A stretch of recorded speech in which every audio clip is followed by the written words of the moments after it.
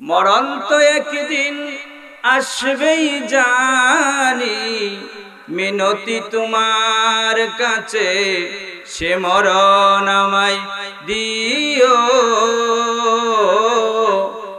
আমাকে শহীদ করে সেই মিছিলে শামিল করে তুমি নিও। আমাকে শহীদ করে সেই মিছিলে শামিল করে নিও। যেই মিছিলের নেতা আমির হামজা, যেই মিছিলের নেতা আমির হামজা, খুবাইব খাব্বাব খুদার ছিল যারা অতি প্রিয়, শামিল করে নিও। আমাকে শহীদ করে সেই মিছিলে শামিল করে নিও। আল্লাহ রাব্বুল আলামিন কোরআনে কারীমে ঘোষণা দিয়েছেন, ওয়ালা তামুতুন্না ইল্লা ওয়া আনতুম মুসলিমুন। খবরদার মুসলমান না হয়ে কবরে আসবে না। এখন মুসলমান কাকে বলে? মুসলমানের পরিচয় কি আমার ব্যাখ্যার প্রয়োজন নাই। বুখারী শরীফের একটা ভাব, একটা অধ্যায় কিতাবুল ইলম, সেখানে আল্লাহর হাবিব সাল্লাল্লাহু আলাইহি ওয়াসাল্লাম পরিচয় তুলে ধরেছেন। আল্লাহর হাবিব সাল্লাল্লাহু আলাইহি ওয়াসাল্লাম সাহাবায়ে কেরামদেরকে নিয়ে আলোচনা করছেন। আল্লাহর হাবিব এক সময় বললেন, এ সাহাবারা শোনো, ইন্না মিনাশ শাজারাতি শাজারাতান লা ইয়াসকুতু ওয়ারাকুহা ওয়া ইন্নাহা মাসালুল মুসলিম হাদিসুনি মা হিয়া। আল্লাহর হাবিব বললেন, এ সাহাবারা, পৃথিবীতে এমন একটা গাছ আছে যেই গাছের পাতা আবহাওয়ার পরিবর্তনের কারণে ঝরে না। ওয়া ইন্নাহা মাসালুল মুসলিম, সেই গাছটা মুসলমানের মতো। হাদিসুনি মা হিয়া, তোমরা বলো দেখি সেই গাছটা কি? সাহাবায়ে কেরাম সেই গাছের সন্ধানে, সেই গাছের খোঁজে দিক বিদিক ছুটে পড়লেন, জঙ্গলের দিকে দৌড়ালেন। অনেকক্ষণ খোঁজাখুঁজির পরে অপারগ বিমুখ হয়ে ফিরে এসে বললেন, ইয়া রাসূলুল্লাহ, আমরা তো গাছটা খুঁজে পেলাম না, আপনি বলেন সেই গাছটা কি? আল্লাহর হাবিব সাল্লাল্লাহু আলাইহি ওয়াসাল্লাম বলেন, হিয়ান নাখলা, সেটা হলো খেজুর গাছ। আবহাওয়ার পরিবর্তনের কারণে অনেক গাছের পাতা একদম ঝরে যায় শীতকালে, আবার অনেক গাছের পাতা শুকিয়ে গাছের সাথে লেগে থাকে, টান দিলে ছুটে আসে। সুপারি গাছের শুকনো পাতা, তারপরে নারকেল গাছের শুকনো পাতা টান দিলে ছুটে আসে। কিন্তু খেজুর গাছের পাতা আবহাওয়ার পরিবর্তনের কারণে ঝরেও পড়ে না, টান দিলে ছুটেও আসে না। এটা আমরা বুঝলাম। কিন্তু রাসূল সাল্লাল্লাহু আলাইহি ওয়াসাল্লাম বলেছেন, ওয়া ইন্নাহা মাসালুল মুসলিম, এই খেজুর গাছ মুসলমানের মতো। খেজুর গাছ মুসলমানের মতো, তার অনেকগুলো কারণ উল্লেখ করা হয়েছে। তার মধ্যে থেকে দুটি কারণ বলে তারপরে আমি আমার আলোচনায় প্রবেশ করব ইনশাআল্লাহ। থাকবেন তো আমার সাথে আপনারা? আহা, নবীর ভালোবাসা থাকলে তো একটু নবীর ভালোবাসা দেখিয়ে আরেকটু কাছে আসা। এই যে একদম পিছনে যারা, তাদেরকে বলবো, হ্যাঁ, আমার সাথে সাথে বলে বলে একটু কাছে চলে আসেন। দিনের নবী শান্তি নিয়ে ধরায় এসেছে, একটু বলেন, দিনের নবী শান্তি নিয়ে ধরায় এসেছে, অন্ধকারে রহমতেরই আলো জ্বলেছে। বলেন, দিনের নবী শান্তি নিয়ে ধরায় এসেছে। একটু একটু কি রাসূলের মহব্বত একটু আসা যায় না ভাই? একটু পানি যেখানে নাই এখানে চলে আসেন, কাছে সামনে চলে আসেন। জি, দিনের নবী শান্তি নিয়ে ধরায় এসেছে, অন্ধকারে রহমতেরই আলো জ্বলেছে। দিনের নবী, আমার নবী আল্লাহর দুস্ত, দিন কায়েমে কত কষ্ট।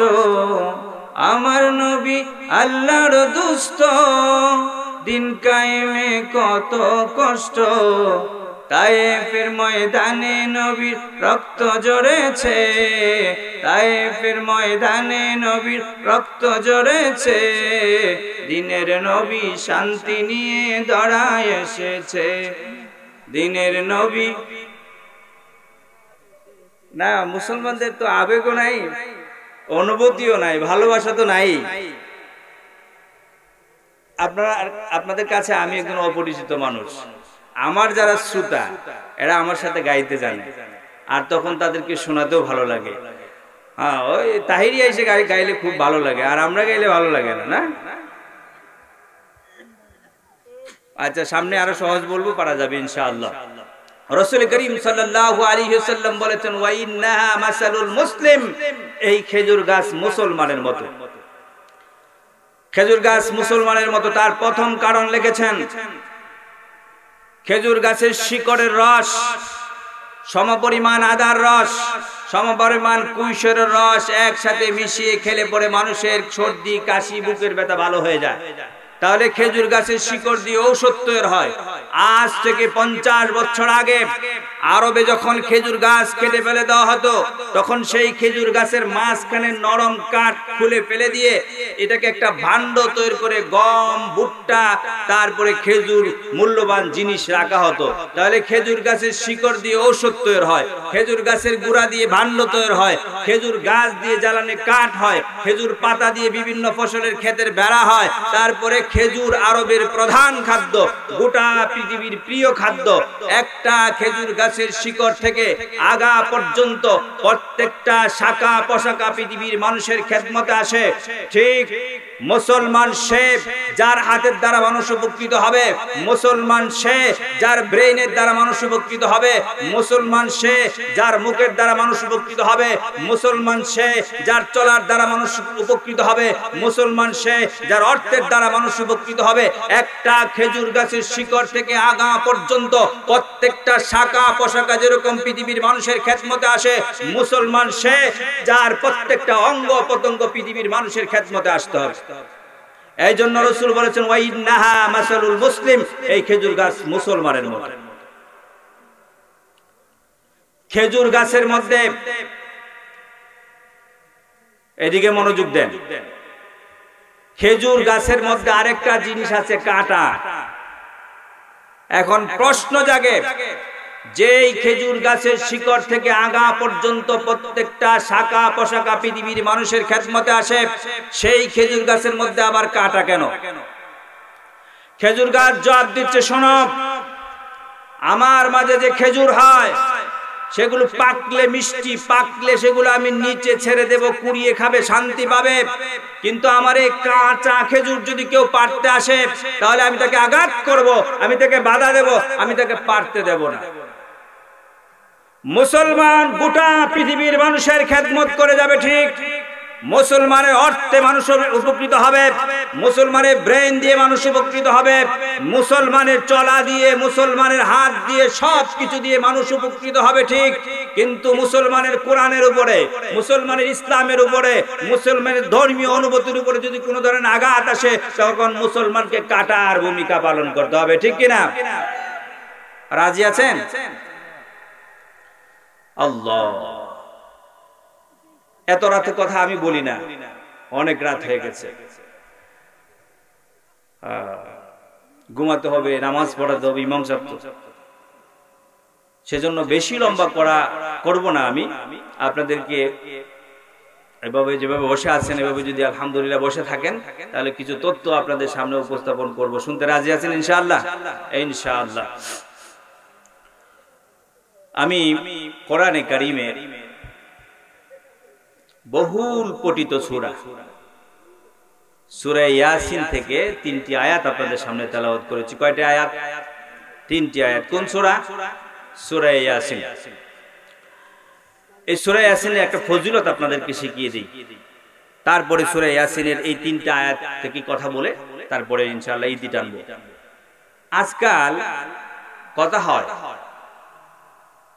এক সময় আজ থেকে 25-30 বছর আগে এরকম ঘন ঘন মাহফিল ছিল না, ছিল?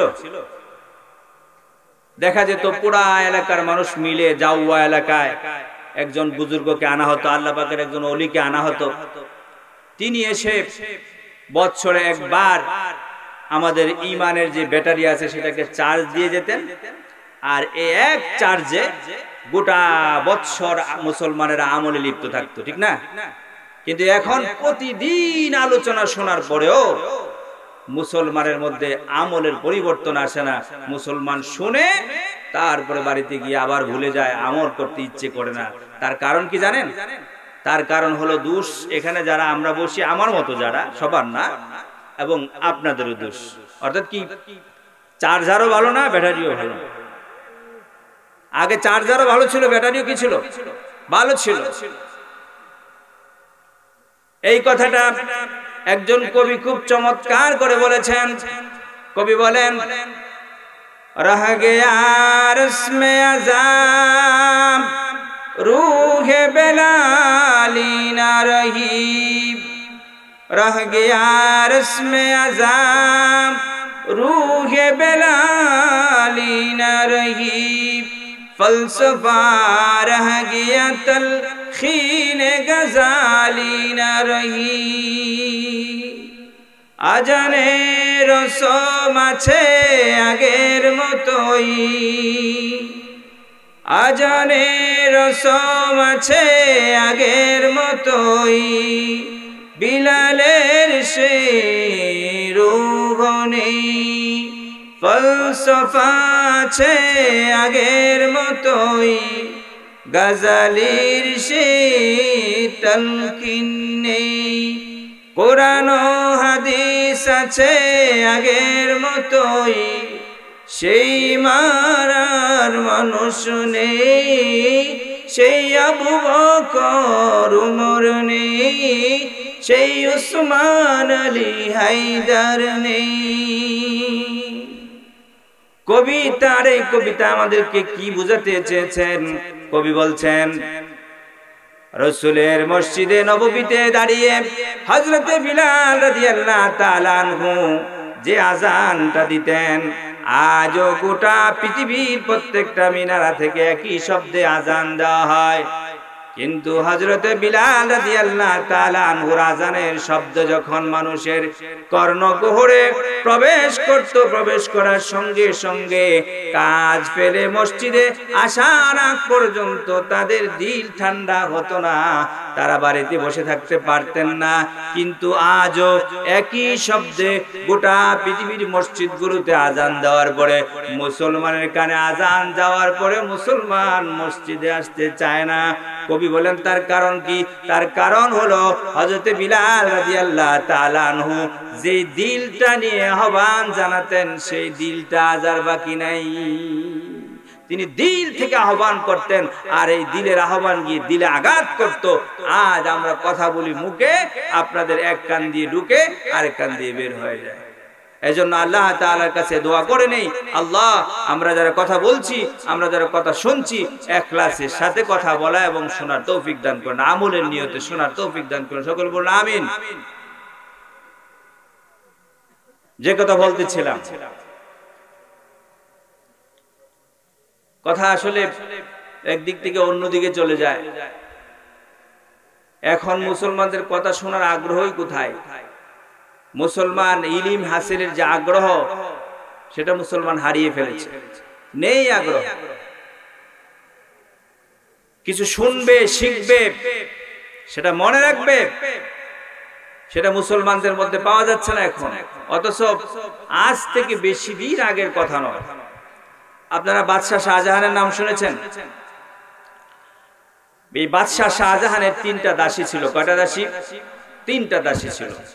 একটা দাসীর নাম ছিল জাহানারা, বাদশাহ তাকে জাহান জাহান বলে ডাকত। আরেকটা দাসীর নাম ছিল হায়াতুন, বাদশাহ তাকে হায়াত হায়াত বলে ডাকত। আরেকটা দাসীর নাম ছিল ফানাতুন, বাদশাহ তাকে ফানা ফানা বলে ডাকত। তো আগেকার রাজা বাদশারা হরিণ শিকারে যেতেন, তাজা হরিণ শিকার করে তারা হরিণের গোশত খেতেন। তো বাদশাহ শাহজাহান একদিন উজিরকে ডাক দিয়ে বলতেছে, উজির, তুমি আমাকে 2 জন ভালো তীরন্দাজ দাও, যারা সবচাইতে ভালো তীর চালাইতে পারে। তো এই কথা বলতেই ওই যে প্রথম দাসী জাহানারা সে দৌড়ে এসে বলছে, বাদশা, উজিরকে বলেন 2 জন তীরন্দাজের প্রয়োজন নাই, 1 জন তীরন্দাজ দিতে। আর আমাকে আপনার সাথে নেন। বাদশাহ বলতেছে আশ্চর্য কথা, তুমি মেয়ে মানুষ, মহিলা মানুষ, তুমি কি তীর চালাইতে পারো? হ্যাঁ, ওদের চাইতে ভালো চালাইতে পারি। এই কথা, দাসী বান্দিরা তো সব একসাথেই থাকে। এই কথা বলতে না বলতে দ্বিতীয় দাসী হায়াত এসে বলতেছে বাদশাহ, জাহানারাকে যদি আপনার সাথে নেন তাহলে আমাকেও আপনার সাথে নিতে হবে। এই কথা বলতে না বলতে তৃতীয় দাসী ফানা এসে বলছে বাদশাহ,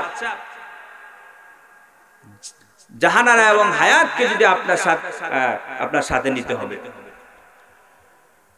বাদশাহ বললেন আশ্চর্য কথা, আমি মুসলিম জাহানের বাদশাহ, আমি যদি এই মেয়েদেরকে নিয়ে শিকারে যাই মানুষ আমার বদনাম করবে। তারা বলতেছে না, আমরা বুরকা পরে যাব, পর্দা করে যাব।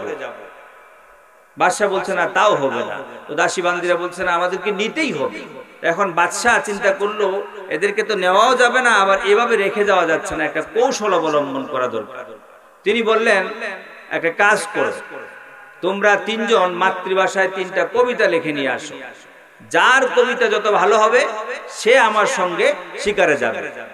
তো বাদশার উদ্দেশ্য হলো, এরা দাসী বান্দি মানুষ, এরা কি কবিতা লিখতে জানে? আমাদের দেশে যারা বড় বড় শিক্ষিত সবাই কি কবিতা লিখতে পারে? পারে না।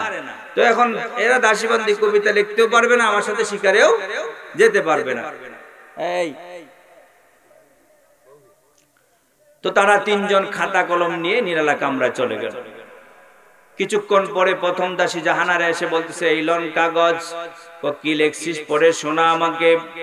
আবার প্রথম দাসী জাহানারা পড়ে শোনায়, তু শাহে জাহান জাহারা বগীর, তু শাহে জাহান জাহারা বগীর, জাহারা বদিগর মদে আমির। ও বাদশা শাহজাহান, আল্লাহ পাক যদি দয়া করে জাহান সৃষ্টি না করতেন, এই পৃথিবী যদি সৃষ্টি না করতেন, তাহলে আপনার বাদশাহের কোনো অস্তিত্বই থাকতো না। আল্লাহ পাক যেহেতু দয়া করে জাহান সৃষ্টি করেছেন, আর এর বদৌলতে আপনি বাদশাহ হয়ে শিকারে যাচ্ছেন, সুতরাং জাহানারাকে আপনার শিকারের সাথী বানান। তার নামের পক্ষে একটা দলিল পেশ করে দিল। আবার দ্বিতীয় দাসী হায়াত আসছে, এই লন কাগজ, তুই লেখছিস পড়ে শোনা আমাকে। আবার দ্বিতীয় দাসী পড়ে শোনায়, যাহা খুশ হলে কিন বাবায়াদ হায়াত, যাহা খুশ হলে কিন বাবায়াদ হায়াত, চেকর আয় দদগর নবাসদ হায়াত। ও বাদশা শাহজাহান, আল্লাহ পাক যদি দয়া করে আপনাকে হায়াত টুকুন দান না করতেন, তাহলে এই গোটা জাহান দিয়ে, গোটা পৃথিবী দিয়ে আপনার কোনো লাভ হতো না, ফায়দা হতো না। আল্লাহ পাক যেহেতু দয়া করে আপনাকে হায়াত দান করেছেন, আর এর বদৌলতে আপনি বাদশা হয়ে শিকারে যাচ্ছেন, সুতরাং হায়াতকে আপনার সফরের সাথী বানান। তার নামের পক্ষে একটা দলিল পেশ করে দিল। এবার তৃতীয় দাসী ফানা আসতেছে, এই ফানা তাড়াতাড়ি আয়, এই লন কাগজ, তো কি লিখছিস পড়ে শোনা আমাকে। এবার তৃতীয় দাসী পড়ে শোনায়, জাহান হায়াত হুমা বেওফা, জাহান হায়াত হুমা বেওফা, তলব কুন ফানারা কে আখির ফানা। ও বাদশা শাহজাহান, এই জাহান এবং হায়াত দুটো একদিন ফানা হয়ে যাবে, ধ্বংস হয়ে যাবে। সুতরাং আপনি সফরে যাচ্ছেন, আপনার সব সময় এই যে আপনাকে চলে যেতে হবে, ফানা হয়ে যেতে হবে, এই জিনিসটা মনে রাখা দরকার। আপনার সফরের সাথী ফানাকে বানানো দরকার। তার নামের পক্ষে দলিল পেশ করে দিল। বাদশা আশ্চর্য হয়ে বলছে, এই সত্যি করে বলতো, এত ইলিম তোরা শিখলে করতে? আমি তো তোদের জন্য কোনো উস্তাদ রাখি নাই, শিক্ষক রাখি নাই, তোরা এত জ্ঞান, এত ইলিম শিখলে করতে? দাসী বান্দিরা বলছে, বাদশা এতেই আপনি আশ্চর্য হয়ে গেছেন, আপনি আরেকটু শুনেন। আর কি শোনাতে চাও? বাদশা, আমরা 3জন শুধু কবিতা লিখতে জানি তা না, আমরা 3জন কোরআনে কারিমের হাফেজ। বলেন সুবহানাল্লাহ। বাদশা বলেন, বুঝলাম, কিন্তু শিখলে কোত্থেকে? দাসী বান্দিরা বলতে, বাদশা আর একটু শুনেন, আমরা শুধু কোরআনের হাফেজ না, আমরা তিনজন হাদিসের যে বড় বড় কিতাব আছে, যেটাকে সিহা সিত্তা বলা হয়, 6টা কিতাব, বড় বড় কিতাব, দাওরা হাদিসের ক্লাসে পড়ানো হয়, টাইটেল জামাতে পড়ানো হয়। এই 6টা কিতাবের হাফেজ এখন গোটা দুনিয়া খুঁজলে পাওয়া যাবে কিনা সন্দেহ আছে। 1-2টার হাফেজ পাওয়া যেতে পারে। বাংলাদেশে বুখারী শরীফের হাফেজ আছে আমার জানা মতে হাটাজারিতে, কিন্তু 6টা কিতাবের হাফেজ গোটা পৃথিবীতে খুঁজে পাওয়া যাবে কিনা সন্দেহ আছে। ওই দাসী বান্দিরা বলছে, বাদশাহ আমরা 3জন শুধু কোরআনে কারীমের হাফেজ না, আমরা 3জন হাদিসের ওই 6টা কিতাব সিহা সিত্তার হাফেজ। বলেন সুবহানাল্লাহ। বাদশাহ বলল, বুঝলাম, কিন্তু শিখলে কোত্থেকে? দাসী বান্দিরা বলছে, বাদশাহ আপনার ছেলে আওরঙ্গজেবকে যখন উস্তাদ পড়াতে আসতেন, আমরা পর্দার আড়ালে থেকে থেকে সেগুলো লিখে নিতাম, মুখস্থ করে নিতাম। কি আগ্রহ ছিল তাদের, আর কি আগ্রহ আমাদের, ঠিক না? আমাদের বাড়ির কাছে, আমাদের ঘরের কাছে এসে আলেম উলামা ইলম বিতরণ করে যাচ্ছেন, আর সেই ইলম আমরা হাসিল করতে প্রস্তুত না। আজকে গান হলে এখানে প্রত্যেকটা গান মুখস্থ হয়ে যেত ছেলেদের। 1 সপ্তাহ 15 দিন রাস্তায় ঘাটে, আরে আমাদের এখানে যে গান হয়েছিল না, এই যে এই গান, ঠিক না? আহা, এই হলো মুসলমানদের অবস্থা। কিন্তু মুসলমান মরতে হবে না, মরতে হবে না। আল্লাহ, আজকে আমার পাইগাঁও মসজিদে আসরের নামাজের পরে একজনের জানাজা পড়ে আসলাম। আল্লাহর হাবিব সাল্লাল্লাহু আলাইহি ওয়াসাল্লাম এরকম একদিন সাহাবায়ে কেরামদেরকে নিয়ে জানাজা পড়তে গেছেন। হযরত আবু বকর রাদিয়াল্লাহু তাআলা আনহুর সাথে মনোযোগ দেন। এই কথা বলেই কিন্তু আমি আমার মূল আলোচনায় ঢুকে যাব। আল্লাহর হাবিব সাল্লাল্লাহু আলাইহি ওয়াসাল্লাম জানাজা পড়তে গেছেন। এখন এই লোকটাকে কাফন দিয়ে মুড়িয়ে রাখা হয়েছে, কাফন পরিয়ে রাখা হয়েছে। রাসূল করিম সাল্লাল্লাহু আলাইহি ওয়াসাল্লাম দেখলেন তাহাররাকাল কাফন, কাফন নড়ছে। ফারাআন নবী সাল্লাল্লাহু আলাইহি ওয়াসাল্লাম ফিহি হাইয়াতুন, রাসূল করিম সাল্লাল্লাহু আলাইহি ওয়াসাল্লাম দেখলেন এটার ভিতরে সাপ। তাকুলু লাহমাহু, এই সাপটা ওই মৃত ব্যক্তির গোশত টুকরে টুকরে খাচ্ছে।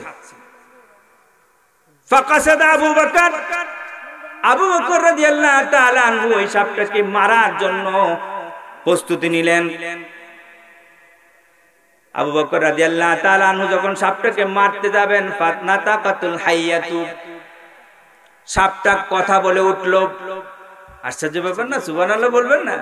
সাপ কি স্বাভাবিকভাবে কথা বলে? ফানাতাকাতুল হাইয়াতু, সাপ কথা বলে উঠল, অস্পষ্ট ভাষায় নয়, বিলিসানিন ফাসিহিন, সুস্পষ্ট ভাষায় কথা বলে উঠল। সে ডাক দিয়ে বলতেছে, সে প্রথম বলতেছে আশহাদু আল্লা ইলাহা ইল্লাল্লাহু ওয়া আশহাদু আন্না মুহাম্মাদান আবদুহু ওয়া রাসূলুহু। প্রথম সে কালিমা পড়ে নিল, কালিমার পরে সাক্ষী দিয়ে দিল। তারপরে বলতেছে ইয়া আবু বকর লিমা তাদরিবুনি, হে আবু বকর তুমি আমাকে মারবে কেন? লাইসা লি জামবুন, আমার তো কোনো গুনাহ নাই, আমার তো কোনো অপরাধ নাই। আমারানি আল্লাহু আইয়ুআযিবা ইলা ইয়াউমিল কিয়ামা, আল্লাহ তাআলা আমাকে নির্দেশ দিয়েছেন এই ব্যক্তিকে কিয়ামত পর্যন্ত এইভাবে শাস্তি দেওয়ার জন্য। বলেন নাউযুবিল্লাহ। কেন কেন? এই লোকের এত বড় কি অপরাধ, যে অপরাধের কারণে কিয়ামত পর্যন্ত তাকে শাস্তি দেওয়ার জন্য আল্লাহ তাআলা বলেছেন লাহু সালাসু খাতিয়াতিন, তার 3টা অপরাধ। কয়টা অপরাধ? বলেন কয়টা অপরাধ? আমরা আজকে মিলিয়ে দেখব এই 3 অপরাধ আমাদের মাঝে আছে না নাই। এই 3 অপরাধ যদি আমাদের মাঝে থাকে, আজকে থেকে ছেড়ে দেব নাকি সাপের দংশন খাবো? ছেড়ে দেব ইনশাআল্লাহ। লাহু সালাসু খাতিয়াতিন, তার 3টা অপরাধ। তারিকুস সালাহ, 1 নাম্বার অপরাধ হলো সে নামাজ ছেড়ে দিত। 1 নাম্বার অপরাধ কি? নামাজ। আমাদের জাতীয় কবি বলেছেন, ঘুমিয়ে কাজা করেছি ফজর, তখনও জাগিনি যখনও জোহর, হেলায় খেলায় কেটেছে আসর, মাগরিবের আজ শুনিয়া যান, এসাতে শামিল হও রে সবে, এখনো জামাতে আছে স্থান। ফজরের ক্ষণ গেল পরনি নামাজ, জোহরেও ডুবেছিলে নিয়ে শতকাল।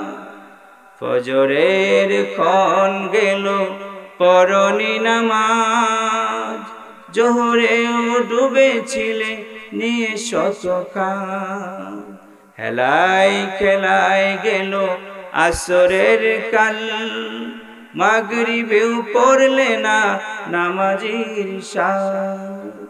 বিনোদনে কেটে গেল এশার সময়, এতটুকু ভাবলে না মরণের ভয়। লাহু সালাসু খাতিয়াতিন, তার তিনটা অপরাধ। এক নম্বর হলো তারিকুস সালাহ, নামাজ ছেড়ে দিত, নিয়মিত নামাজ পড়তো না। যোহর পড়লে আসর নাই, আসর পড়লে মাগরিব নাই, মাগরিব পড়লে এশা নাই, নামাজ ছেড়ে দিত। দুই নম্বর হলো মানিউজ যাকাত, দুই নম্বর হলো মানিউজ যাকাত, যাকাত ফরজ হওয়ার পরেও যাকাত আদায় করতো না। আমাদের সমাজে আছে না নাই? কোটি কোটি টাকার সম্পদ, যাকাত ফরজ হয়ে আছে, যাকাত দেয় না, ঠিক না? এই জন্য আমাদের জাতীয় কবি বলেছেন, দে যাকাত দে যাকাত তোরা দে রে যাকাত। বলেন না, দে যাকাত, একটু ঘুম ভাঙবে, আমার সাথে বলেন, দে যাকাত দে যাকাত তোরা দে রে যাকাত। বলেন সবাই, বলেন, ঘুমটা ভেঙে যাক।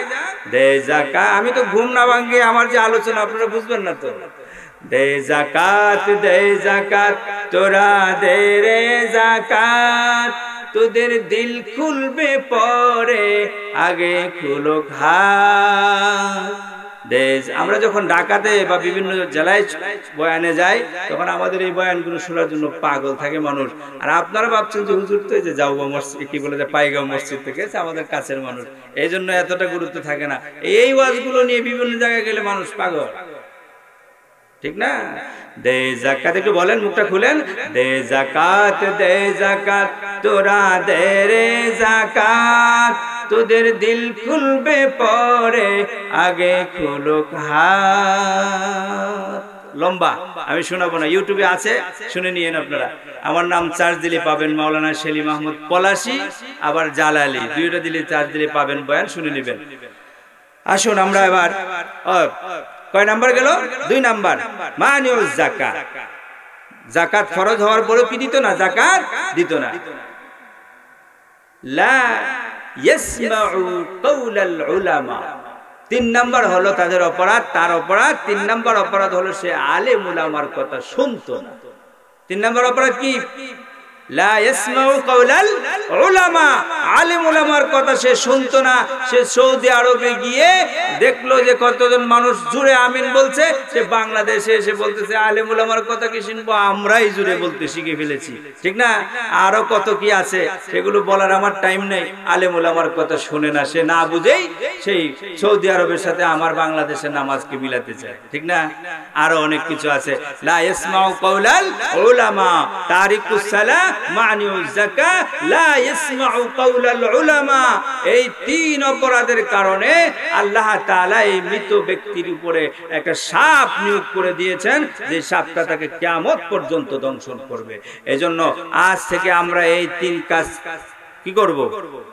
নামাজ আদায় করব, যাকাত আদায় করব, আলেম ওলামার কথা যেটা সঠিক কথা সেটা আমরা কি শুনবো ইনশাআল্লাহ। এবার আসুন, আমি যে সূরা পড়েছিলাম, সূরাটার নাম কি? ইয়াসিন। এই সূরার একটা ফজিলতের কথা বলছিলাম।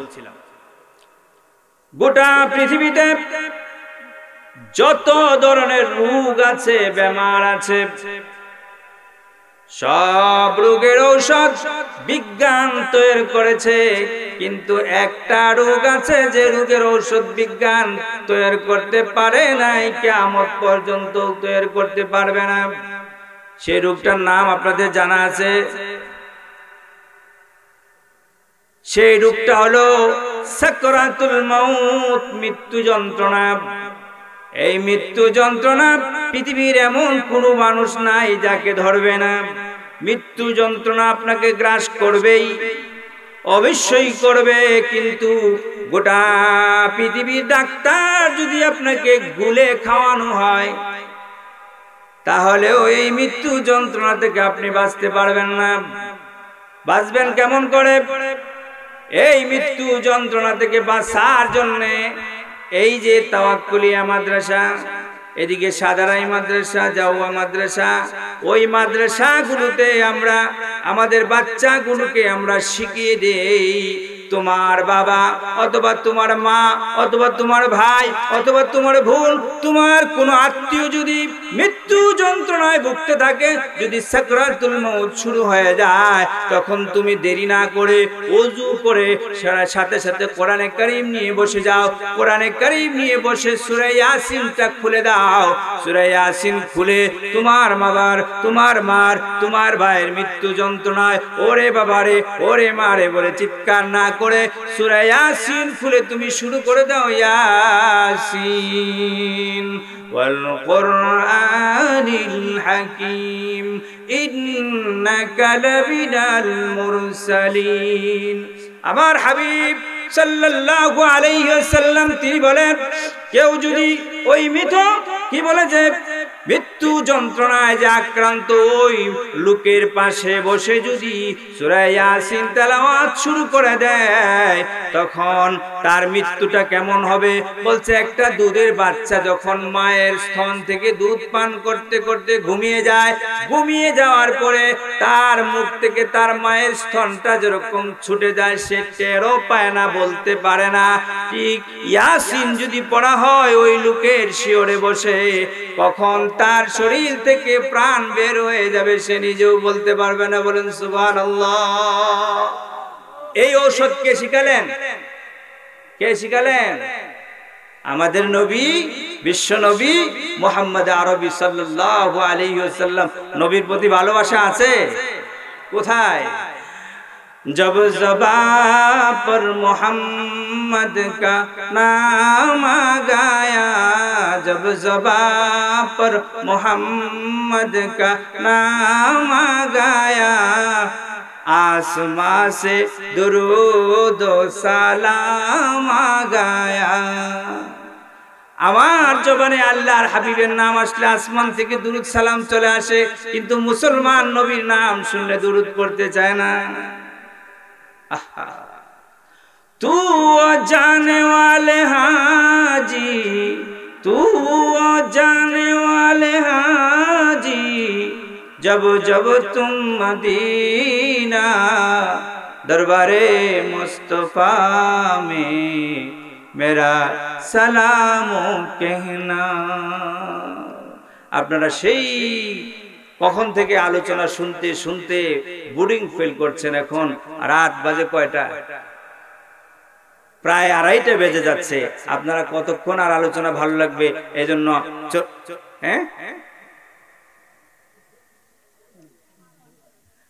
আমি আমার আলোচনা এখন মূল আলোচনাটা আপনাদেরকে অল্প সময়ে দিয়ে শেষ করে দেব। তো যে সূরাটা পড়েছি সেই সূরাটা কোন সূরা? সূরা ইয়াসিন। ইয়াসিনে আল্লাহ পাক ডাক দিচ্ছেন ইয়াসিন। ইমাম মালিক রাহমাতুল্লাহি আলাইহি তিনি বলেছেন ইয়াসিন হচ্ছে আল্লাহ পাকের একটা নাম। আর গোটা পৃথিবীর সমস্ত ইমাম এবং মুফাসসিরিন বলেছেন ইয়াসিন হচ্ছে আমার নবী, বিশ্ব নবী মুহাম্মদ আরবি সাল্লাল্লাহু আলাইহি ওয়াসাল্লামের নাম। ইয়াসিন এর আরেকটা ব্যাখ্যা আছে। ইয়া হচ্ছে হরফে নাদা, অর্থাৎ হে। সিন মানে হলো সাইয়্যিদ, সাইয়্যিদ মানে হলো নেতা। ওই যে আমরা দুরূদ শরীফে পড়ি আল্লাহুম্মা সাল্লি আলা সাইয়্যিদিনা, সাইয়্যিদিনা মানে আমাদের নেতা। ইয়াসিন মানে হলো হে নেতা। আল্লাহ পাক ডাক দিয়ে বলছেন হে নেতা। কাকে ডাকছেন? নেতাকে। কে আমাদের নেতা? আমার নেতা, তোমার নেতা। বিশ্বনবী মোস্তফা। এটা আসবে না তো, আসবে তো এই যে নির্বাচন আসতেছে ওইটা, ঠিক না? ওইটা আমাদের আছে খুব ভালো। আল্লাহ পাক বলছেন, ও পৃথিবীর মানুষেরা, তোমরা আমার নবীকে নেতা বলো আর না বলো, তোমরা মানো আর না মানো, আমি ঘোষণা দিয়ে দিলাম, ইয়াসিন, হে নেতা, ওয়াল কুরআনিল হাকিম, বিজ্ঞানময় কোরআনের কসম। কিসের কসম? আল্লাহ তাআলা নেতাকে ডেকে তারপরে কসম খাচ্ছেন একটা কথা বলার জন্য। আসতেছে আলহামদুলিল্লাহ, আলহামদুলিল্লাহ। আপনাদের এতক্ষণ অপেক্ষার যে প্রহর আপনারা গুনতেছিলেন, যার জন্য আল্লামা আলী হাসান ওসামা, আমাদের বাংলার বীর, বলিষ্ঠ কণ্ঠস্বর, ঠিক না? আলহামদুলিল্লাহ তিনি আসতেছেন, আপনাদের এসে গেছেন আলহামদুলিল্লাহ। অল্পক্ষণের মধ্যে আমাদের মাঝে এসে উপস্থিত হয়ে যাবেন। যারা যেখানে আছেন ইনশাআল্লাহ মাহফিলে চলে আসুন। আমরা উনি আসার আগেই মাহফিল থেকে সাজিয়ে ফেলি ইনশাআল্লাহ। একটা নারায়ে তাকবীর দেওয়া যায়? নারায়ে তাকবীর, দ্বীন ইসলাম। ওসামা সাহেবের আগমন, ওসামা সাহেবের আগমন কাজকোনার পক্ষ থেকে নারায়ে তাকবীর, দ্বীন ইসলাম। আচ্ছা, উনি আমাদের স্টেজে পৌঁছার আগ পর্যন্ত আসুন, আমরা যে কথা বলতে চাই।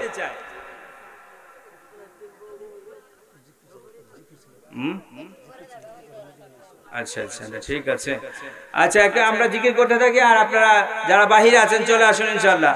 লা ইলাহা ইল্লাল্লাহ, লা ইলাহা ইল্লাল্লাহ, লা ইলাহা ইল্লাল্লাহ, লা ইলাহা ইল্লাল্লাহ, লা ইলাহা ইল্লাল্লাহ, লা ইলাহা ইল্লাল্লাহু মুহাম্মাদুর রাসূলুল্লাহ।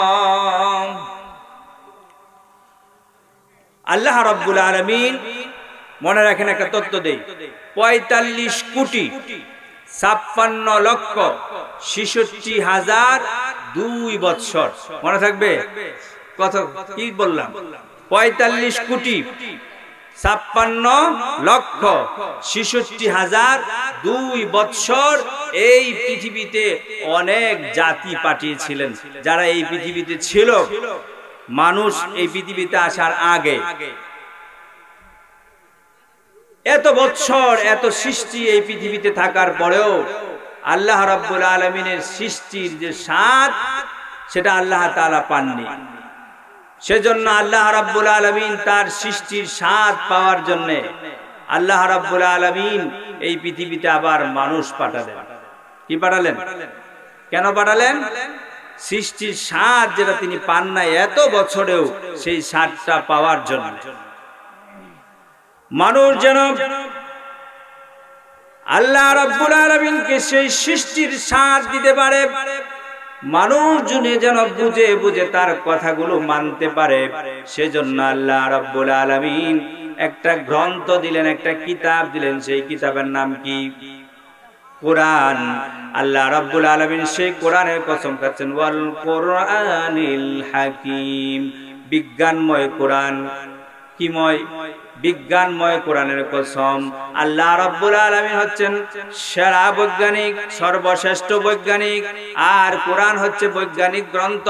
আর মুহাম্মদ সাল্লাল্লাহু আলাইহি ওয়াসাল্লাম তিনি হচ্ছেন বৈজ্ঞানিক নবী। তিনি কি? বৈজ্ঞানিক নবী। কেমন করে? তিনি ৩ লক্ষ বছরের রাস্তা ১,৮৬,০০০ মাইল বেগে এক রাতেই ভ্রমণ করে চলে এসেছেন। তিনি হচ্ছেন বৈজ্ঞানিক নবী, ঠিক না? আল্লাহ রাব্বুল আলামিন সেই বিজ্ঞানময় কোরআনের কসমকে আল্লাহর হাবিবকে যে কথাটা বলছেন, আল্লাহ পাক বলছেন, ইন্নাকা লামিনাল মুরসালিন, নিশ্চয় আপনি আমার রাসূলদের মধ্য থেকে একজন। এই কথা কেন বললেন?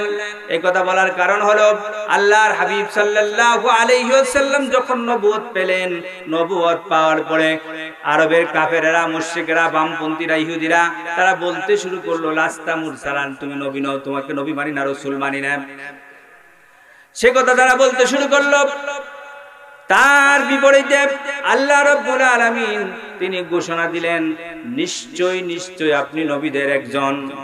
তার প্রমাণ হলো আল্লাহর হাবিব সাল্লাল্লাহু আলাইহি ওয়াসাল্লাম এই পৃথিবীতে আসার আগ থেকেই সমস্ত আসমানি গ্রন্থগুলোতে আল্লাহর হাবিবের আগমনের কথা উল্লেখ ছিল। আপনাদেরকে আমি সংক্ষেপে 1000 বছর, কয় বছর, 1000 বছর আগের একটা ইতিহাস আমি আপনাদের সামনে তুলে ধরি।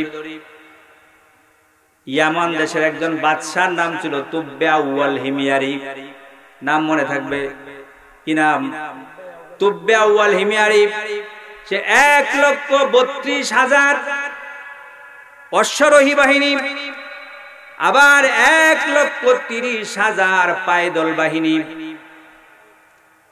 আর সাথে 13,000 আলেম, এই গোটা একটা বাহিনী নিয়ে এমন থেকে আরবে এসেছে। কোথায় এসেছে? আরবে এসেছে ভ্রমণ করার জন্য। এত বিশাল বাহিনী নিয়ে আসার পরেও আরবের লোকেরা তার দিকে ভ্রুক্ষেপ করে না, তার কাছে আসে না, তাকে কেউ জিজ্ঞেস করে না। তুব্বা ওয়াল হিমিয়ারি রেগে গেলেন। তিনি ভাবলেন, এত বিশাল বাহিনী নিয়ে, এত ক্ষমতা নিয়ে আমি আসলাম, আমার সাথে কেউ পর্যন্ত একটু কথা বলার জন্য আসলো না। রেগে গেলেন। রেগে নেতাকে ডাকলেন। নেতাকে ডেকে জিজ্ঞেস করলেন, ব্যাপার কি? তোমার দেশের লোকেরা আমার সাথে একটু দেখার জন্য আসলো না, আমার সাথে একটু কথাও বললো না, কারণটা কি? নেতা বলল, কারণ হলো আমাদের দেশে একটা ঘর আছে যেটাকে বাইতুল্লাহ বলে, আল্লাহর ঘর। গোটা পৃথিবী থেকে মানুষ এই ঘরটা তাওয়াফ করার জন্য আসে। এই ঘর তাওয়াফ করার জন্য যারা আসে তারা শুধু এই ঘরেই তাওয়াফ করে ইবাদত বন্দেগী করে, আর বাকি কে আসলো কে গেল সেই খবর তারা রাখে না। তুব্বা ওয়াল হিমিয়ারি সে ভাবলো, তাহলে তো এই ঘরটাই আমার, এত ক্ষমতা, এই ক্ষমতা দেখার পথে বাধা হলো এই ঘর। সে মনে মনে সিদ্ধান্ত নিল, কিভাবে? মনে মনে সিদ্ধান্ত নিল, আমি এই ঘরটা ভেঙে দেব। আল্লাহু আকবার কবীরা। যেই না মনে মনে সিদ্ধান্ত নিল, সঙ্গে সঙ্গে তার নাক দিয়ে, মুখ দিয়ে, কান দিয়ে রক্ত বের হতে শুরু করলো, পুজ বের হতে শুরু করলো। শুধু মনে মনে সিদ্ধান্ত নিল ঘর, আল্লাহর ঘরটা ভেঙে দিবে। সঙ্গে সঙ্গে রক্ত বের হওয়া শুরু হয়ে গেল। তার সাথে যে ডাক্তার ছিল সে ডাক্তার চিকিৎসা করলো, ভালো হলো না। আরবে তখনকার যে সমস্ত ডাক্তার ছিল, কবিরাজ ছিল, সবাই চিকিৎসা করলো, কিছুতেই কিছু হয় না, তার রোগ ভালো হয় না। সব ডাক্তার যখন শেষ হয়ে গেল, তার সাথে 13,000 আলেম ছিল। এই 13,000 আলেমের যিনি লিডার, 13,000 আলেমের যিনি লিডার, তাকে ডাক দিয়ে বললেন, কি ব্যাপার? আপনারা দেখি কিছু বলছেন না, ব্যাপারটা কি? এদিকে তাকান। উনি আসলে তো স্টেজে সরাসরি চলে আসবেন ইনশাআল্লাহ। 13,000 আলেমের লিডারকে জিজ্ঞেস করলেন, আপনারা কিছু বলছেন না, এত চিকিৎসার পরে আমার রোগ ভালো হচ্ছে না, আপনারা কিছু বলুন। তখন ওই বড় আলেম বললেন, শুনেন, আপনার রোগ হচ্ছে আসমানি আর চিকিৎসা হচ্ছে জমিনি, ভালো হবে কেমন করে? ব্যাপার কি?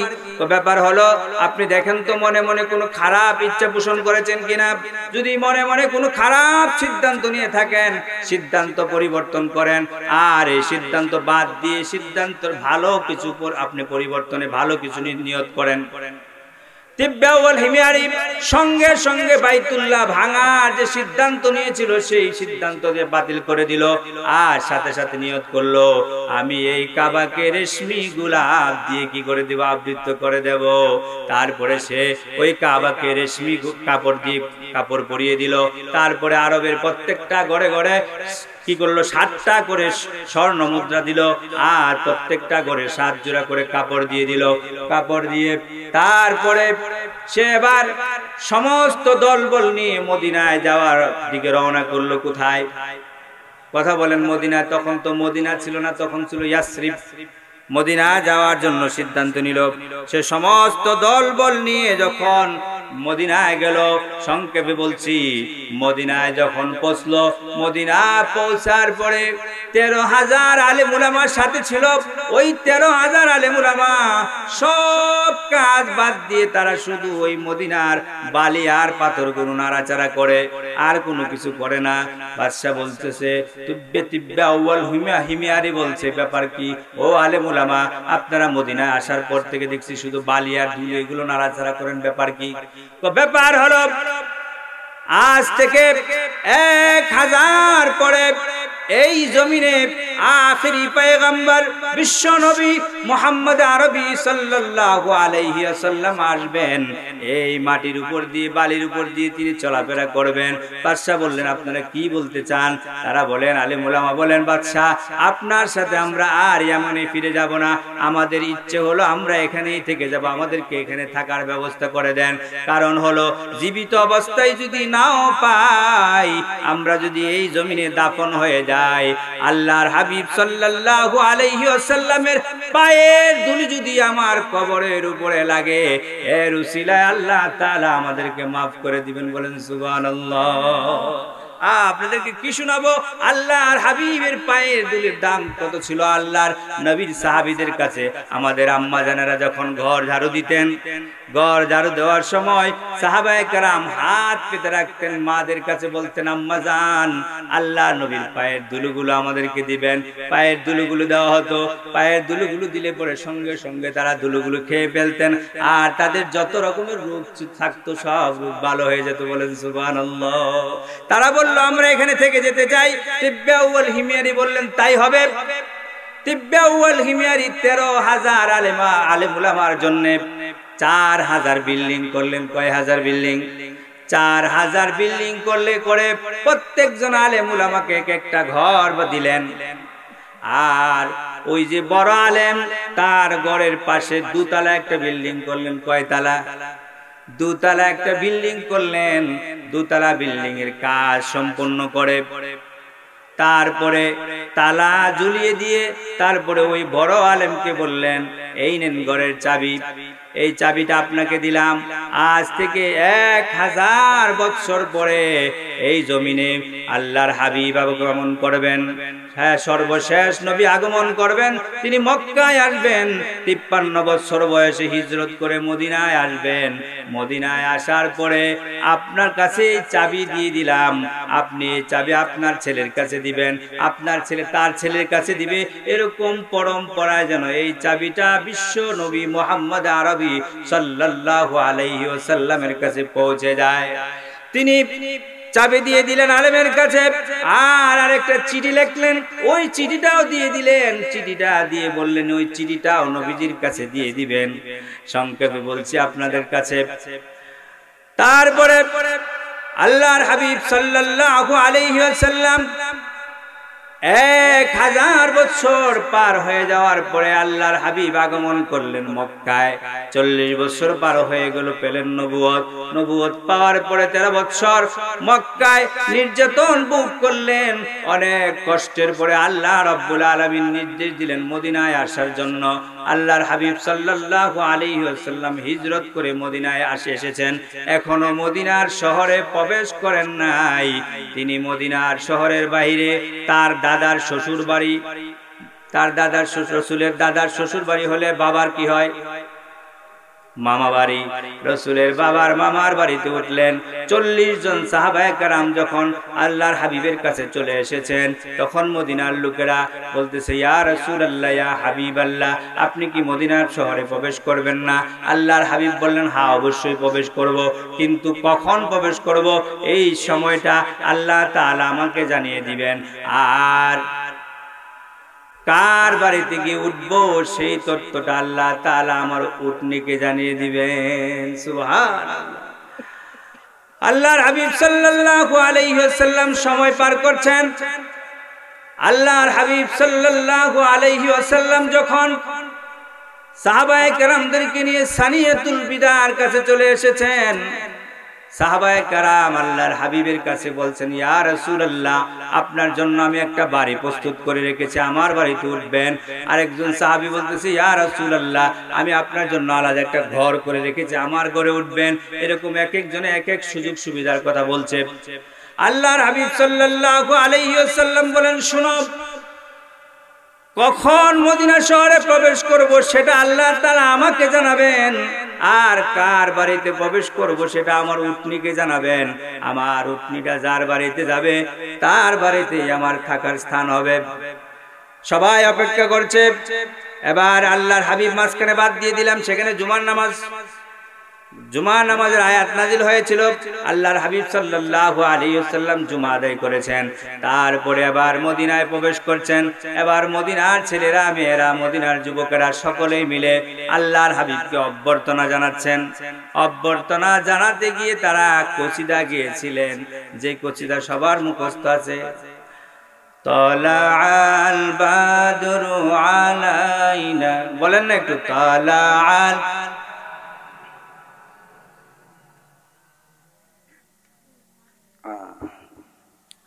তালাআল বাদরু আলাইনা মিন সানিয়াতিল বিদা ওয়াজাবাত শুকরু আলাইনা মা দাআ লিল্লাহি দা।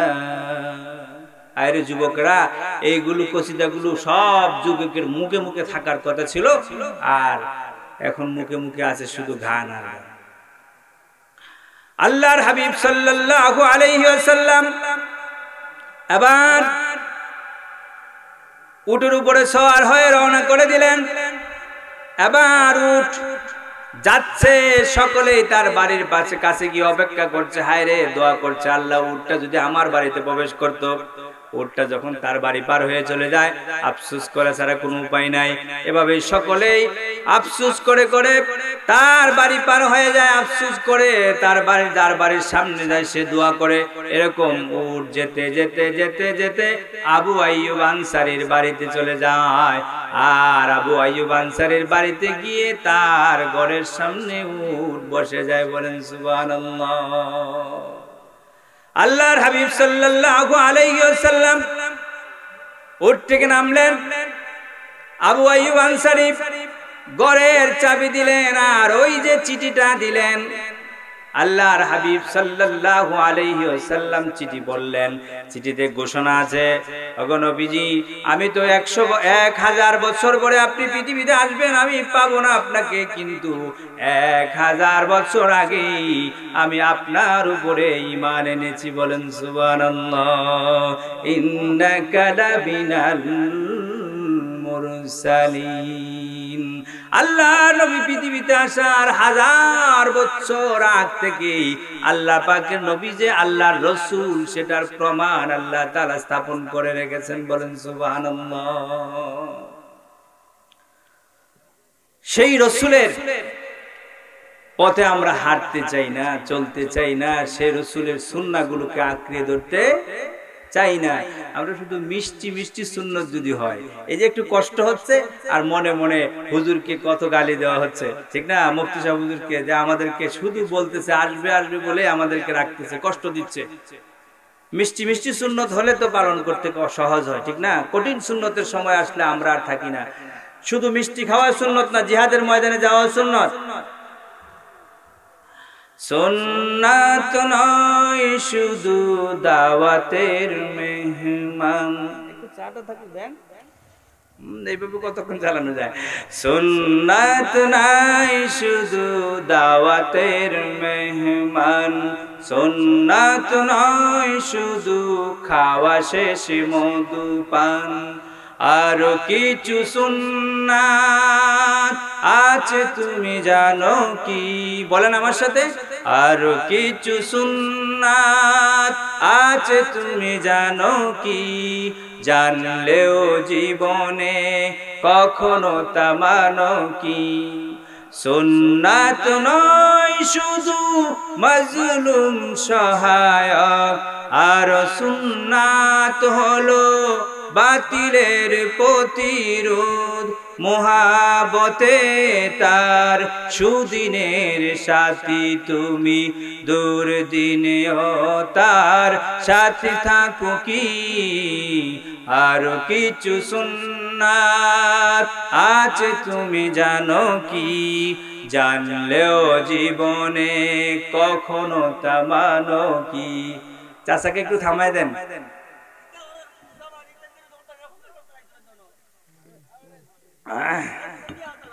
এই এত গভীর রাতে যদি চাচাকে ডিস্টার্ব করেন তাহলে হয় একটু জিকির করেন লা ইলাহা লা ইলাহা ইল্লাল্লাহ জোরে জোরে মোহাব্বতের সাথে লা ইলাহা ইল্লাল্লাহ লা ইলাহা ইল্লাল্লাহ লা ইলাহা ইল্লাল্লাহ লা ইলাহা ইল্লাল্লাহ মুহাম্মাদুর রাসূলুল্লাহ বলেন আমার সাথে সুন্নাত নয় শুধু দাওয়াতের মেহমান সুন্নাত নয় শুধু খাওয়া শেষে মধুপান আর কিছু সুন্নাত আছে তুমি জানো কি জানলেও জীবনে কখনো তা মানো কি সুন্নাত নয় শুধু নির্জনে ধ্যানে যাওয়া আর সুন্নাত হলো পাথরের আঘাত খাওয়া মোহাবতে তার আবু বকর উসমান ওমর আলীর মতো পাশে থাকো কি আর কিছু সুন্নাত আছে তুমি জানো কি জানলেও জীবনে কখনো তা মানো কি সুন্নাত নয় শুধু মেষ চড়াতে যাওয়া আর সুন্নাত হলো রাষ্ট্রনায়ক হওয়া মোহাবতে তার সুদিনের সাথী তুমি দুর্দিনেও তার পাশে থাকো কি আর কিছু সুন্নাত আছে তুমি জানো কি জানলেও জীবনে কখনো তা মানো কি ইন্নাকা লামিনাল মুরসালিন আল্লাহ রাব্বুল আলামিন তার হাবিবকে সান্ত্বনা দেওয়ার জন্য কোরআনে কারিমে আরো আয়াত নাযিল করেছেন আল্লাহ রাব্বুল আলামিন কোরআনে কারিমের অন্য আয়াতে বলেন ওয়া রাফা'না লাকা যিকরাক ও মুহাম্মদ সাল্লাল্লাহু আলাইহি ওয়াসাল্লাম আমি তোমার সম্মানকে উঁচা করেছি আপনি আমি যদি তাকাই কিভাবে আল্লাহ রাব্বুল আলামিন তার হাবিবের সম্মানকে উঁচা করেছেন আপনি আমি দেখতে পাবো আল্লাহ রাব্বুল আলামিন এই পৃথিবীতে অসংখ্য নবী রাসূল পাঠিয়েছেন যাদের মধ্য থেকে চারজন নবীকে আল্লাহ রাব্বুল আলামিন বিশেষ সম্মান দান করেছেন হযরত মুসা আলাইহিস সালাতু ওয়াস সালাম হযরত দাউদ আলাইহিস সালাতু ওয়াস সালাম হযরত ঈসা আলাইহিস সালাতু ওয়াস সালাম সরওয়ারে কায়নাত মুহাম্মদুর রাসূলুল্লাহ সাল্লাল্লাহু আলাইহি ওয়াসাল্লাম একবার তাকাই কিভাবে আল্লাহ রাব্বুল আলামিন তার হাবিবকে বিশেষ স্টেজ দান করেছেন আল্লাহ রাব্বুল আলামিন মুসা আলাইহিস সালাতু ওয়াস সালামকে একটা সীমিত সময়ের জন্য নবী বানিয়ে পাঠিয়েছেন হুজুর চলে গেছেন তার দিন দুনিয়া থেকে বিলুপ্ত হয়ে গেছে হযরত দাউদ আলাইহিস সালাতু ওয়াস সালামকে একটা সীমিত সময়ের জন্য নবী বানিয়ে পাঠিয়েছেন হুজুর চলে গেছেন তার দিন দুনিয়া থেকে বিলুপ্ত হয়ে গেছে হযরত ঈসা আলাইহিস সালাতু ওয়াস সালাম এরকম ভাবে তার কিতাব 500-700 বছর পরে তার কিতাবের বাস্তব নমুনা জনগণের সামনে থাকেনি তার কারণ তার হেফাজতের দায়িত্ব আল্লাহ রাব্বুল আলামিন নেননি পক্ষান্তরে আপনার নবী আমার নবী বিশ্ব নবী মুহাম্মদ আরবী সাল্লাল্লাহু আলাইহি ওয়াসাল্লামকে মাশরিক মাগরিব শিমাল জুনুব আসমান জমিন গোটা দুনিয়ার নবী বানিয়ে তারপরে তার চরিত্রকে খুলুকে আজিম বলে ঘোষণা করেছেন তার তারপরে আল্লাহ রাব্বুল আলামিন ঘোষণা করেছেন ইন্না নাহনু নাযালনা যিকরা ওয়া ইন্না লাহু লাহাফিজুন। এই কোরআন আমি অবতীর্ণ করেছি আর এর রক্ষণাবেক্ষণের দায়িত্ব আমি আল্লাহ রাব্বুল আলামিন নিজে গ্রহণ করেছি। এই দিনের জন্য রাসূল আরবি সাল্লাল্লাহু আলাইহি ওয়াসাল্লাম কুরবানি পেশ করেছেন। এই দিনের জন্য রাসূল আরবির গায়ে ৮১টির মতো তীর তরবারি জখম লেগেছিল। এই দিনের জন্য রাসূল আরবি দান মুবারক শহীদ করেছেন। এই দিনের জন্য সাহাবায়ে কেরাম কুরবানি পেশ করেছেন। এই দিনের জন্য তাবিঈন তবে তাবিঈন কুরবানি পেশ করেছেন। এই দিনের জন্য আইম্মায়ে মুজতাহিদিন কুরবানি পেশ করেছেন। এই দিনের জন্য উলামায়ে কেরাম কুরবানি পেশ করেছেন। এই দিনের জন্য উলামায়ে কেরাম কুরবানি পেশ করতে করতে তার ধারাবাহিকতা জারি রাখার জন্য দারুল উলুম দেওবন্দ প্রতিষ্ঠা করেছেন, যেখানে সন্তানেরা হুসাইন আহমদ মাদানী হয়েছে, মাহমুদুল্লাহ হাফিজ হয়েছে, আহমদ শফি হয়েছে।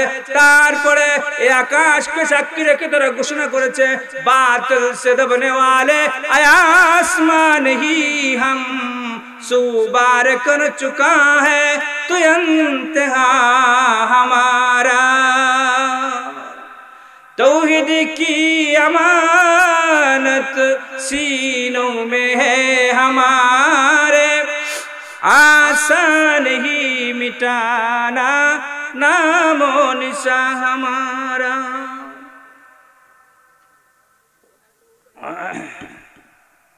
পারবেন দিনের জন্য কুরবানি পেশ করতে? যদি নাজরানা সামনে আসে, আপনারা তো মাঠে যখন থাকেন, তখন আমরা যখন গরম বক্তৃতা দিই তখন তো নারে তাকবীর আল্লাহু আকবার, জিহাদ জিহাদ জিহাদ চাই, জিহাদ করে মরতে চাই, হুজুর জেলে গেলে আমরা কেউ তার সাথে নাই, ঠিক না? কি বলে? ঠিক আছে কথা? এই তো আমাদের অবস্থা না। আল্লাহ, এই মানুষগুলো এই হুজুরের জন্যই অপেক্ষা করছে। জেল খাটা হুজুর, উনিও জেল খেটে আসছেন। কে? আলী হাসান উসামা, তিনিও জেলে ছিলেন, জেল খেটে আসছেন। তার জন্যই আপনারা অপেক্ষা করছেন। আবারও যদি উনি গরম ভাষণ দেন, আপনারা বলবেন হুজুর আপনার সাথে আমরা আছি, ঠিক না? পরে তো কেউ নাই। এটা প্রমাণ হয়ে গেল এদেশের প্রতি ইঞ্চি ইঞ্চি মাটিতে কোরআনে কারীমের তেলাওয়াত হচ্ছে, মুসলমানের চলাফেরা হচ্ছে। আজ এই মুসলমানের দেশে মুসলমান লাঞ্ছিত, বঞ্চিত, অপমানিত। মুসলমানদের সূর্য সন্তানেরা আজ অপমানিত, ঠিক না? দুঃখের কথা কার কাছে বলছে? রাসূল করিম সাল্লাল্লাহু আলাইহি ওয়াসাল্লাম হাদিস শরীফে ঘোষণা করেছেন আল মুসলিমু আখাল মুসলিম। এক মুসলমান আর মুসলমানের ভাই। আমার ভাইকে যদি কেউ আঘাত করে আমি সহ্য করতে পারি না, কিন্তু আজ মুসলমানের উপরে এরকম আঘাত আসছে, কিন্তু আজ মুসলমানের কোনো খবরই নাই, ঠিক না? আগেকার এক মুসলমানের ইতিহাস আমি আপনাদেরকে শোনাই, দেখেন। তাদের মধ্যে এক মুসলমানের প্রতি আরেক মুসলমানের কিরকম দরদ ছিল, কিরকম বিশ্বাস ছিল। এক যুবকের বাড়ি মদিনা থেকে 350 মাইল দূরে। কত মাইল দূরে আছে মনোযোগ? আপনারা মনে তো চাচ্ছে হুজুর উসামা উসামা হুজুর উসামা হুজুর মনে চাচ্ছে, আর আবার আলোচনা কতটুকু ভালো লাগবে, ঠিক না? কতটুকু দূরে? 350 মাইল দূরে যুবকের বাড়ি। যুবক ইচ্ছে করেছে মদিনা যাবে, মরুভূমি পাড়ি দিয়ে মদিনায় যাবে। যাওয়ার জন্য তার একটা বাহন উট। এই উট দিয়ে মরুভূমি পাড়ি দিচ্ছে। তার সফরে যে সামানা ছিল সেগুলো নিয়ে উট দিয়ে মরুভূমি পাড়ি দিচ্ছে। পাড়ি দিতে দিতে 350 মাইলের অধিকাংশটাই সে চলে গেছে। কিন্তু একদিন দুই দিন নয়, সপ্তাহের পর সপ্তাহ লেগে যায় ওই মরুভূমি পাড়ি দিয়ে মদিনায় যেতে। যুবক ক্লান্ত হয়ে গেছে, দিনের বেলা চলা যায় না, সূর্যের গরম, আবার মরুভূমির বালির গরম। এত গরম উপেক্ষা করে অনেক কষ্ট করে 350 মাইলের অধিকাংশই সে চলে গেছে। এবার তার মনে চাচ্ছে একটু বিশ্রাম নিবে, শরীরটা ক্লান্ত হয়ে গেছে। একটা খেজুর বাগান খুঁজতেছে মনে মনে। কি খুঁজতেছে? খেজুর বাগান খুঁজতেছে। খুঁজতে খুঁজতে একটা খেজুর বাগান পেয়ে গেছে। খেজুর বাগান পেয়ে উটটাকে কোনো মতে বেঁধে তারপরে হাতটাকে মাথার নিচে দিয়ে শুয়ে পড়লো। শুইতে দেরি, ঘুমাতে দেরি নাই। কারণ যাদের শরীর ক্লান্ত থাকে, সারা দিন যারা কাজ করে, তারপরে আসার পরে ভাত খেয়ে আবার সাথে ঘুমাবার ঘুমের ট্যাবলেট খাওয়া লাগে নাকি? লাগে না। ওই যুবক ক্লান্ত শ্রান্ত হওয়ার কারণে সঙ্গে সঙ্গে সে ঘুমিয়ে পড়েছে। আর তার উটটা ভালো করে বাঁধা হয় নাই, দুর্বল বাঁধা ছিল। উটটা কিছুক্ষণ পরেই ছুটে বাগানের ভিতরে ঢুকে গেছে। বাগানের মাঝখানে, খেজুর বাগানের মাঝখানে অনেকটা জায়গা জুড়ে আবার ছোট ছোট খেজুরের চারা লাগানো হয়েছে। উট তো আর বড় গাছ ছোট গাছ তার তো চিনার দরকার নাই। সে হাঁটতে হাঁটতে ওই যে ছোট চারাগুলো যেখানে লাগানো আছে সেখানে সে চলে গেছে। চারাগুলো পাড়ে নষ্ট করে ফেলছে। ওই দিক দিয়ে বাগানের মালিক বৃদ্ধ মানুষ, সে বাগান দেখতে এসেছে অনেক দিন পরে। বাগান দেখতে এসে যখন দেখলো তার এই যে ছোট্ট বাগানটা, বড় বাগানের ভিতরে যে ছোট আরেক বাগান, ছোট চারার বাগান, সেটা একটা উট এসে নষ্ট করে ফেলতেছে। তিনি তো আবার এখানে ঢুকে উট বের করতে পারবেন না, এজন্য পাথর নিয়ে নিয়ে উটের উপরে আঘাত করতেছেন যেন উটটা সেখান থেকে চলে যায়। আঘাত করতে করতে এক পর্যায়ে একটা ধারালো পাথর, চুকা একটা পাথর উটের কপালে লেগে গেছে। উটের কপালে লেগে উটের কপালটা ফেটে গিয়ে রক্ত বের হওয়া শুরু হয়ে গেছে। মুরব্বী মানুষ আশ্চর্য হয়ে গেছে। আমি তো উটটাকে এইভাবে আঘাত করতে চাই না, আমি তো তাকে শুধু বাগান থেকে বের করে দিতে চেয়েছিলাম। এখন তো রক্ত বের হতে হতে এক সময় উট মরেও যেতে পারে। মুরব্বী অপেক্ষা করছে, কেউ আসছে না। আর ওই দিক দিয়ে উটের কপাল থেকে রক্ত বের হয়ে এক পর্যায়ে উটটা মরে গেছে। ওই দিক দিয়ে বিকাল বেলা ওই বৃদ্ধ লোক, ওই কিছুক্ষণ পরে ওই যুবকের ঘুম ভেঙে গেছে। ঘুম ভাঙার পরে সে যখন দেখলো তার উট নাই, একমাত্র চলার বাহন, বাড়িতে যদি ফিরতে চায় তাও এই উট লাগবে, মদিনায় যদি পৌঁছতে চায় তাও এই উট লাগবে। উট ছাড়া এই 350 মাইল রাস্তা কোনোভাবেই সে পাড়ি দিতে পারবে না, মরুভূমির রাস্তা। উট যখন নাই, দুর্বল মানুষ জমিনে পড়ে, সে বেচারাও বিদায় হয়ে গেছে। আরে হায়, করলামটা কি? আমি তো এই বৃদ্ধ লোকটাকে মারতে চাই নাই, রাগ ধরে রাখতে পারি নাই। এখন সেই যুবকটাও দাঁড়িয়ে আছে। আমরা হলে কি দাঁড়িয়ে থাকবো নাকি ভাগলপুরে যাব? কোথায়? আহা, দেখেন এই যুবক দাঁড়িয়ে আছে, আর ওই বৃদ্ধ লোকের 2 ছেলে বিকাল বেলা বাবার সন্ধানে বাগানে আসছে। বাবা বাগানে আসছিল, এখনো ফিরে নাই। বাবাকে নেওয়ার জন্য আসছে। এসে দেখে বাবা মরে পড়ে আছে, সাথে একটা উটও পড়ে মরে আছে। কি ব্যাপার?